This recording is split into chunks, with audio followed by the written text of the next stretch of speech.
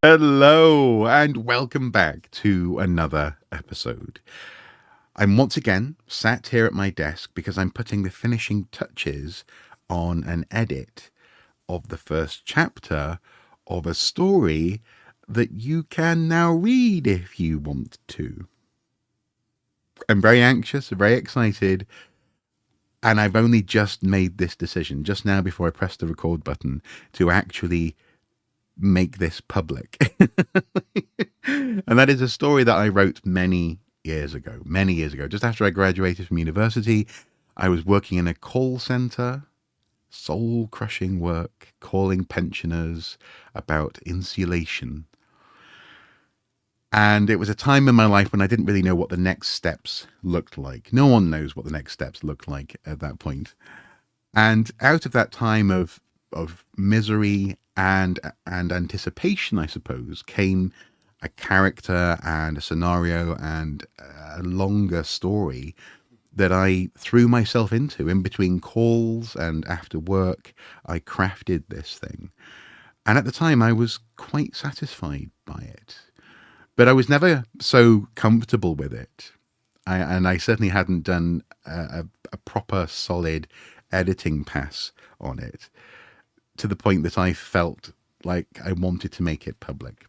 And so it lived on hard drive after hard drive with computer after computer for 17, 18 years now. But I think I'm ready to do something with it. This comes in the context, of course, of for the past few years, I've been doing, hosting, managing, running a writing writing gathering, the so-called moots, where Halloween tales and spooky stories in the midwinter are shared, and entries are sent my way, and I read them on a live stream. And so I feel as though that community, that context is one that's given me the confidence to revisit this story, to edit it in a fairly brutal way at times, especially as you'll see in the first chapter. There is florid language which in places was just unnecessary, especially when describing something. Repetitive words. Apparently, I used to like heavy oak doors a lot. But that approach feels as though it's honing, crafting, crystallizing, sharpening a story in a direction which now I actually can achieve, as opposed to one which I think I hoped, an effect I was hoping to achieve back then. Now, with frankly more life experience, having read more stories, having heard other people's stories as well, in various forms, I feel ready to go back to this guy and see what's there. I also have a sense of how I want characters to develop and to behave in this story now, which I think was there in its first draft, but I feel more equipped to deliver, as it were, to execute on those characters, and also on the story, on the perspective that this story was attempting to communicate as well. Particularly, actually, frankly, the last 10 years of world events and my life have, I think, further informed a perspective, especially on the main character, on the protagonist, that I really, as I say, I really want to explore and to refine. So, yeah, chapter by chapter, I'm going to be releasing this.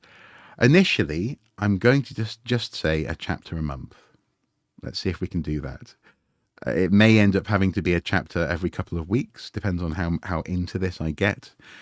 But I will, I'll make announcements as to when chapters have been posted on the Discord server for as long as that exists, and also as well on the community tab here on this YouTube channel.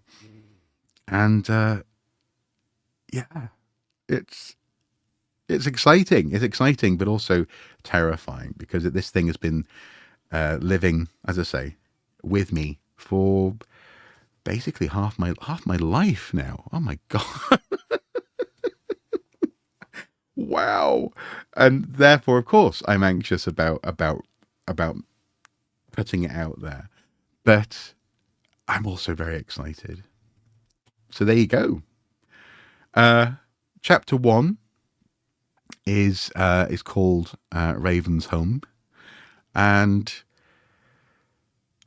here's to an interesting experiment and adventure. I can't wait to see how it goes. Also, of course, chapters will be subject to rewriting here and there. Or moments will be. So as the story develops, as I maybe think, oh, come on now, younger me, you could have done better there. I might go back and change the odd thing, of course. And I'm not looking to necessarily publish this in any formal way, as a book, for example. Uh, I just feel as though I want to just play with this story, and who knows, this may even lead to another type of story, another setting, another character may come out of this exercise. Um, but yeah, I'm very excited. And this will also, I think, feed into other creativity. I'm well aware that I haven't yet made the fisherman's cottage as so wonderfully set up by that letter from Miskatonic University. But frankly, it's been a weird couple of months for me creatively, creatively. Maybe even 6 months. It's been really difficult just to get going, get those juices flowing, because the world's really quite depressing right now. But this has got some juices flowing, and so I'm hoping that that will just soak into everything else and get all squishy like and creative. Thank you so much for watching. Thank you so much for reading. Until next time, do take care. Bye bye.